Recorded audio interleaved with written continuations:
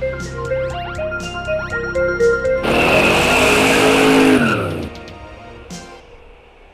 mass transit's always important. If you look at any major metropolitan area, mass transit is a hot button and key issue about how a city moves, how it works. I mean, it's critical to how you do business, and where you're going to be in 5 or 10 or 15 years is how you're going to deal with the issue of mass transit.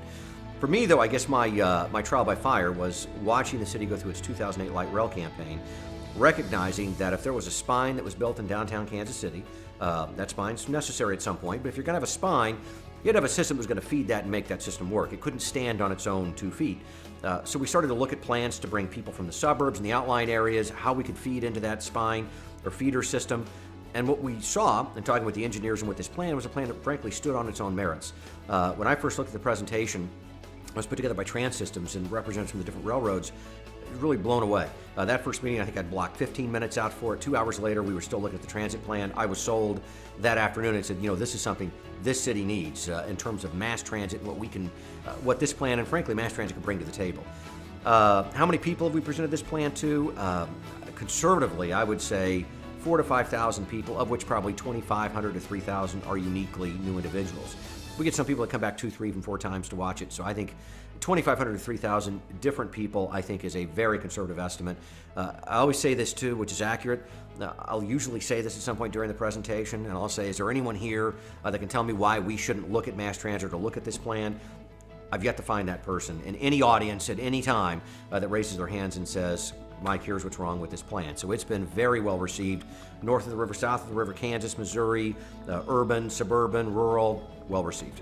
Well, I'll tell you this, when we were just at the MARC board meeting the other day, and this is MARC board meeting, which is rural, urban, Kansas, Missouri. Kitty, I think you were there. What was the major question? Why isn't it coming to my town, right? That was the major question.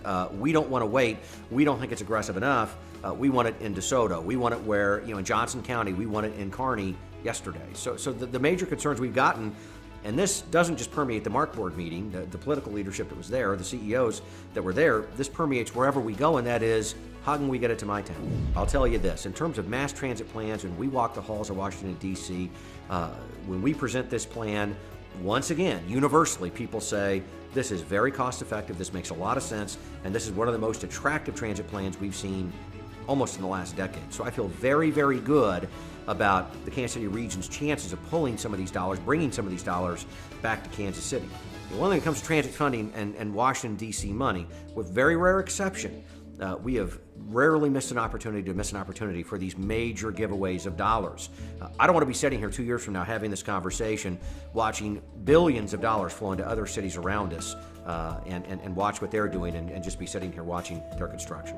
I mean, any type of transit system has to be integrated. It has to include all modalities of transit. What I always say is, when you look at the plan that's been put together, it shows you a snapshot of what's possible. Not what's best, not what necessarily ought to be or what has to be, but what's certainly possible. And we really are at the study phase. How do you integrate all modalities of transit? Whether it's investing in a modern streetcar, whether it's investing in regional rail, expanded bus service, BRT, all these have to fit together. If we are going to have a comprehensive mass transit plan that services the entire greater Kansas City area, you have to bring all those assets to the table and fit them together like the pieces of a puzzle and make it work as one big interwoven fabric for our community. I'm a big fan of modern streetcars. If you go to Portland or Seattle or you go to any major thriving metropolitan area, one of the investments is modern streetcar. Just give you a quick example of how streetcars, commuter rail could have had a huge and would have a huge impact on Kansas City. 2007, we brought in the National Association of Counties. It was about 5,500 people that came from all over the country that came to Kansas City. We were able to land that convention my first year in office. One of the major, I think it was the major convention, for that year. Here was interesting about negotiating that deal with NACO. If we were to bring that convention to Kansas City, we had to invent or create a mass transit system because it doesn't exist in Kansas City. Because their question was, fine, we're going to drop off over a 24-hour period or 36-hour period 5,500 people and their families at KCI. How do we get them downtown? How do we get them to Arrowhead Kaufman? How do we get them out to the different shopping complexes, to the casinos? What do you do to get people around? The only way we could land that convention was then to invest almost $180,000 or more dollars over a 5-day period in renting and bringing buses and transporting people all throughout the greater Kansas City area. So here's the net effect of that. We could afford to do that. With this convention, we raised enough private dollars, given the nature of what we were doing, to do that. But if you're a normal convention, You don't have that luxury. We are at a competitive disadvantage with any other community with mass transit anywhere in America.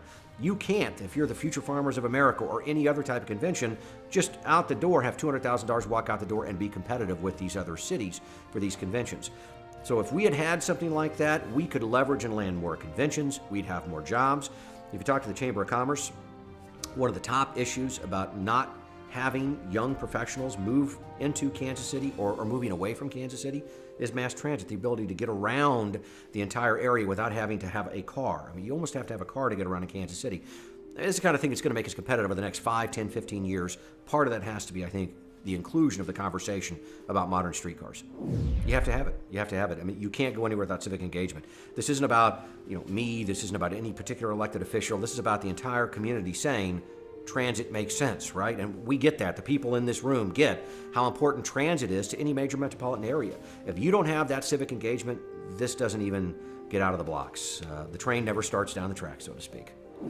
But you're right. I mean, I think in Kansas City, given the nature of transit conversations in the past, Clay Chastain, I think when you begin to talk about mass transit, it has a certain air, I think, in Kansas City that perhaps it doesn't have anywhere else, maybe in America, right? Right, I get it. It is in some senses, therefore, politically risky, I think. But you know what? At the end of the day, Kitty, you get it. I think everybody gets it. This is so important to this city. Yeah, I'm concerned about the next 5, 10, 15, 20 years. I'm concerned when my 4 and 7-year-old get old enough, what is this city going to look like? Is this a city they're going to want to stay in? Are we competitive with Omaha? Are we competitive with Indianapolis or Denver or Oklahoma City? And if I'd asked that question 10 years ago, you'd have laughed me out of this room. But that's a real conversation that has to take place today as these cities invest in mass transit and frankly become more competitive for jobs, for conventions, for those dollars, for federal dollars. How do we remain competitive 5, 10, 15 years from now? So the reality is, it's a conversation we have to have. And I think anyone that's in elected office or in this community needs to know, and I think needs to begin to advocate on behalf of this city and planning for the future of mass transit and what it means ultimately for this city.